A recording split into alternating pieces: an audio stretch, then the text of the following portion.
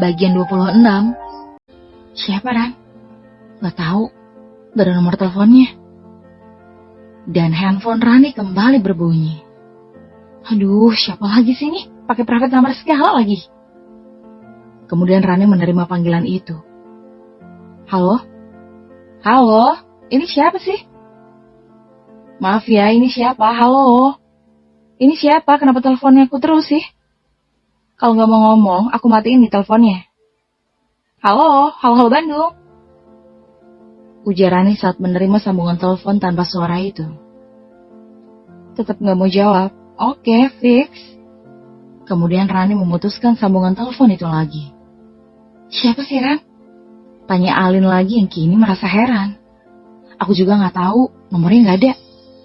Mungkin penggemarmu. Mana ada orang yang menggemariku. Selama ini tidak ada laki-laki yang mau mendekatiku. Dulu di kampung nelayan gak ada yang berani mendekatimu. Itu semua karena Mas Iqbal, Ran. Masa iya sampai sekarang tidak ada laki-laki yang mau mendekatimu? Padahal kamu kan cantik. Ada sih, tapi aku gak tertarik. Kamu tidak tertarik dengan laki-laki lain karena hatimu masih terkait dengan Mas Iqbal, Ran. Dan tiba-tiba telepon Rani kembali berdering, dan hal itu membuat Rani gemas. Ih, nyebelin. Siapa sih telepon mulu? Diangkat gak dijawab. Meskipun beribu kali bilang halo, tetap aja gak dijawab. Rani tidak mengangkat telepon itu karena sudah jengkel dan kesal. Apa kamu sering menerima panggilan itu, Ran? Tanya Alin. Iya, setiap hari aku menerima panggilan seperti itu setelah aku keluar dari rumah sakit. Tapi anehnya di telepon tidak pernah menjawab ucapanku. Jangan-jangan itu masih Iqbal, Ran. Cuma dia malu mau mengakuinya. Dia kan egonya tinggi dan tidak bisa membedakan mana harga diri dan gengsi. Dan tidak bisa membedakan mana cinta dan obsesi. Ujar Alin. Alin, udahlah. Jangan sebut nama itu lagi. Aku udah move on darinya. Yakin nih. Yakin, seyakin-yakinnya. Jawab Rani sambil mulai mengolah resep barunya itu lagi. Dan panggilan telepon itu kembali berdering tanpa henti. Dan tentu saja, hal itu membuat Rani kembali kesal. Padahal Rani sudah 3 kali mengganti nomor telepon, tapi tetap saja ada panggilan dari orang yang tadi kenal dan tak mau bicara. Rani yang sudah jengkel akhirnya menerima panggilan itu. Halo? Maaf, ini siapa ya? Kenapa setiap telepon selalu tidak mengeluarkan suara sih? Saya itu sibuk. Tolong ya, jangan diganggu. Kamu tahu gak sih, kepala aku ini sampai teleng karena naruh handphoneku di telinga. Aku ini lagi sibuk, dan tanganku lagi kotor. Jadi tolong dong pengertiannya, jangan ganggu lagi. Saya ini bukan pengangguran, saya ini orang sibuk. Please, mengerti sedikit, oke? Ingat, jangan telepon lagi, dan sambungan ini akan aku putus. Maaf 1000 maaf, tolong jangan ganggu lagi. Aku mencintaimu, bye. Dan seketika Rani memutuskan sambungan telepon itu. Kenapa kamu bilang cinta pada orang yang tidak dikenal? Tanya Alin yang heran pada Rani. Biasa, gaye. Celetuk ke Rani. Terus kenapa kepala kamu teleng begitu? Kan bisa di loudspeaker. Iya gak kepikiran. Tepat jam 12 siang, Suci mulai terbangun dan membuka mata. Kepingan kejadian semalam mulai terkumpul di ingatannya. Suci terbangun sendiri di atas ranjang dengan dibalut selimut berwarna putih. Mas Arya? Mas Arya, kamu di mana, Mas? Panggil Suci mencari keberadaan Arya, tapi tidak kunjung ada sautan. Kemudian Suci turun dari ranjang dan melangkah. Tiba-tiba Suci mendesis kesakitan karena area pangkal pahanya masih terasa perih. Suci berjalan menuju kamar mandi dengan perlahan, karena sakit membuatnya kesulitan melangkah. Kini ia berada di depan cermin, dan Suci memperhatikan tubuhnya yang penuh dengan bekas kismar. Kemudian Suci membersihkan dirinya menggosok tubuhnya sambil bersenandung. Tepat pukul 13, di kediaman Arya. Setelah kepulangannya dari kafe Alin yang kelelahan, ia tidur di ranjang empuknya. Beberapa saat kemudian terdengar suara ketukan pintu. Akhirnya Alin terbangun dan menghampiri pengetuk pintu itu. Ada apa, Bi? Tanya Alin pada Bi Ija. Ada perempuan yang ingin bertemu dengan Anda. Katanya dia adalah teman Anda. Siapa, Bi, namanya? Katanya namanya Suci. Jantung Alin seketika berdenyut. Nyeri rasanya ketika mendengar nama Suci disebut. Suruh dia masuk, tidak usah menyuguhkan apapun, dia tidak akan lama, ujar Alin. Kemudian Alin membasuh wajahnya ke kamar mandi dan mengeringkannya dengan handuk. Mau apa lagi sih pelakor itu datang kemari? Gumam Alin.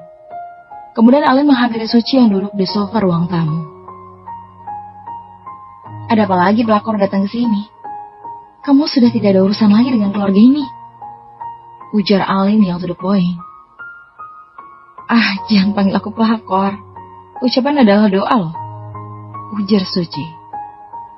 Kau di sini bukan tamu, kau itu adalah parasit. Suci tidak memperdulikan ucapan Alin itu. Dia malah berjalan ke sana kemari memperhatikan rumah besar Arya.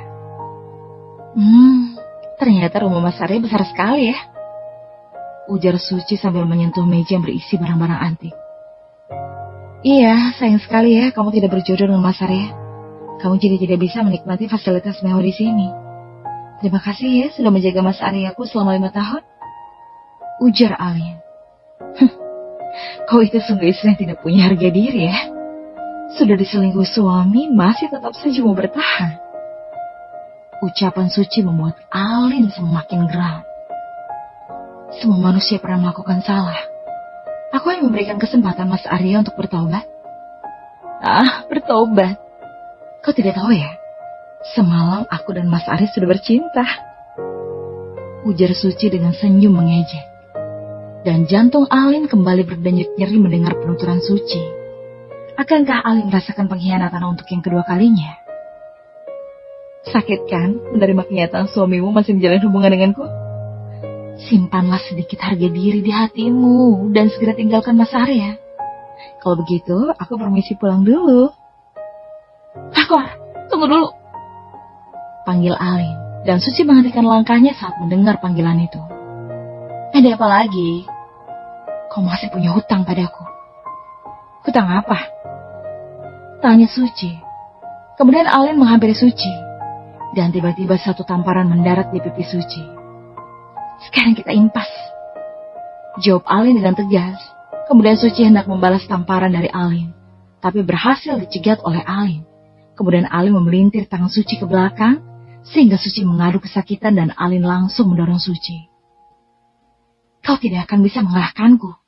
Di rumah sakit kau bisa menamparku karena aku mengalah padamu, agar Mas Arya tahu sifat aslimu. Apa kamu pikir aku percaya padamu dengan semua kata-katamu? Ucapan pelakor itu berbisa seperti ular. Mana bisa dipercaya? Aku lebih percaya pada suamiku daripada padamu. Dan sekarang pergilah dan jangan injakan kakimu lagi di sini, ujar Alin. Kemudian Suci pun pergi dengan kekalahan meninggalkan rumah Alin. Tidak akan ada satu tetes air mata pun yang akan jatuh, Mas Arya. Aku sudah berusaha membuka hatiku untukmu dan memberimu kesempatan. Aku juga sudah belajar memaafkanmu. Tetapi jika yang dikatakan Suci adalah benar, maka hubungan kita akan benar-benar kandas, Mas. Gumam Alin menahan air mata, walau dadanya terasa sesak. Tapi aku berharap ucapan Suci semua adalah bualan. Tepat jam 2 siang, Arya keluar dari kantornya dan hendak melakukan meeting di luar bersama dengan Nadia, asisten pribadi Arya. Tiba-tiba Arya dikejutkan dengan pelukan seseorang di belakangnya. Mas, aku kangen sama kamu, ujar Suci. Jantung Arya terlonjak kaget. Kenapa kamu tinggalin aku di hotel itu sendirian? Ucap Suci pada Arya. Dan seketika Arya langsung mengempaskan tangan Suci dan mendorong wanita itu. Kemudian Arya menarik tangan Suci, membawa Suci ke tempat yang sepi. Apa yang kau katakan? Apa kau sudah gila? Karena masih mengingat masa lalu kita yang baik. Aku sudah memaafkanmu karena sudah mengirimi Alin video laknat itu. Dan aku harap kamu tidak akan melakukan kesalahan lagi. Karena aku tidak akan memaafkanmu jika hubunganku dan istriku rusak. Jika itu terjadi, maka aku juga akan merusak hidupmu. Mas, apa yang kau katakan? Setelah kita melewatkan malam panas berdua, kenapa kamu berkata seperti ini? Malam panas apa yang kamu maksud? Apa kau sudah gila? Ujar Arya yang tidak mengerti maksud dari perkataan Suci. Arya merasa ada yang tidak beres dengan Suci. Suci berusaha memeluk Arya, tapi Arya menolak dengan tegas dan mendorong Suci dan tidak memberikan Suci kesempatan untuk menyentuhnya. Dengarkan aku. Hubungan kita sudah berakhir, Suci. Aku sudah menikah, dan apapun alasannya aku tidak akan kembali padamu. Aku sudah bertobat. Aku harap kau juga demikian. Setelah semalam kita bercinta, kenapa kamu berkata seperti ini, Mas? Arya tercengang mendengar ucapan Suci. Dan dijadikan kesempatan Suci untuk mencium bibirnya. Dan satu tamparan mendarat di pipi Suci. Mas, kenapa kamu menamparku? Kenapa kamu sama jahatnya dengan istrimu? Tadi istrimu menamparku dan sekarang kau juga menamparku. Apa maksudmu? Hah? Apa kau menemui istriku tadi, hah? Jawab. Apa yang kau katakan pada istriku? Katakan, jangan diam saja. Ucap Arya dengan lantang sambil memegang bau Suci dan menguncangnya. Aku mengatakan yang sejujurnya, Mas, bahwa semalam kita bercinta.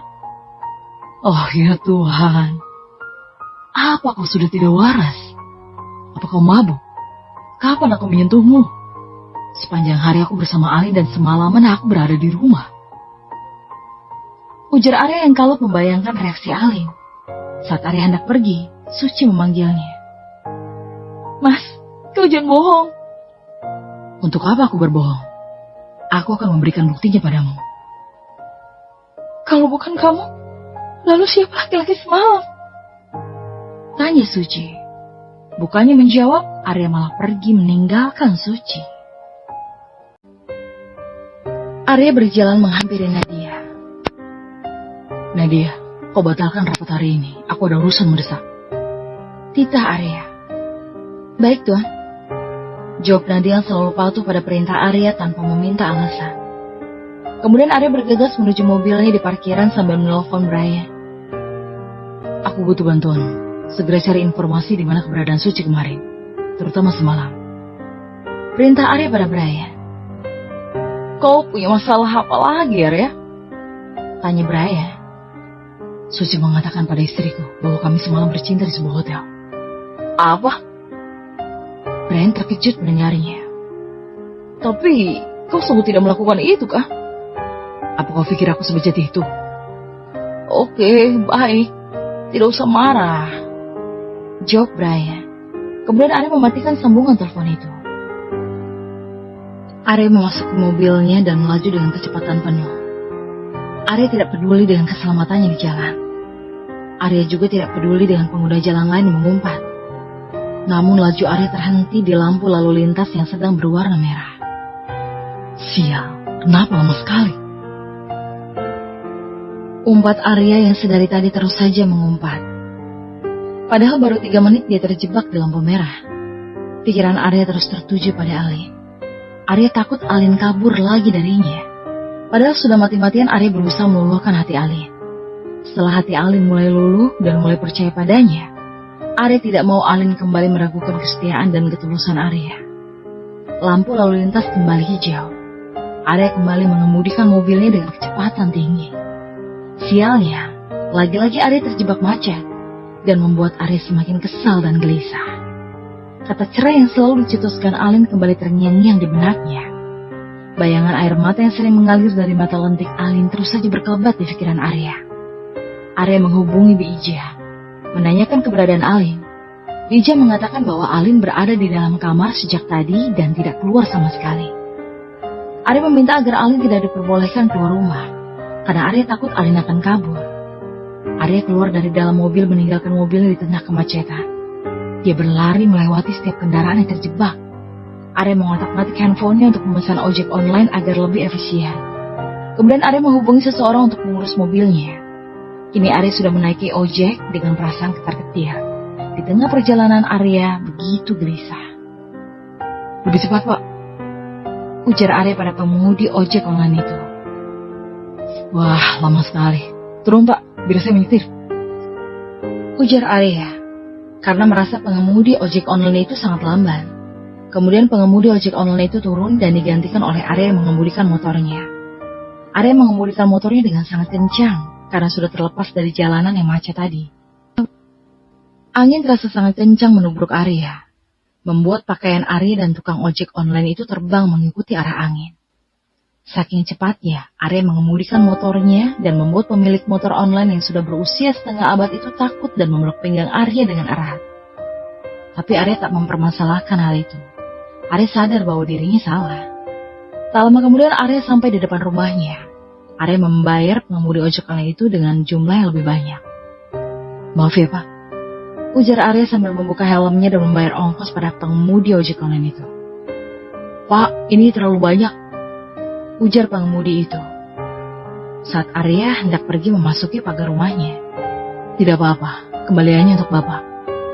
Kemudian Arya berlari secepat kilat memasuki rumahnya. "Alin?" Sesampainya di dalam rumah, Arya mencari Alin. Di dalam kamar, Alin juga tidak ada. Bahkan Arya mencari ke dalam kamar mandi, kamarnya, dan juga tidak ada.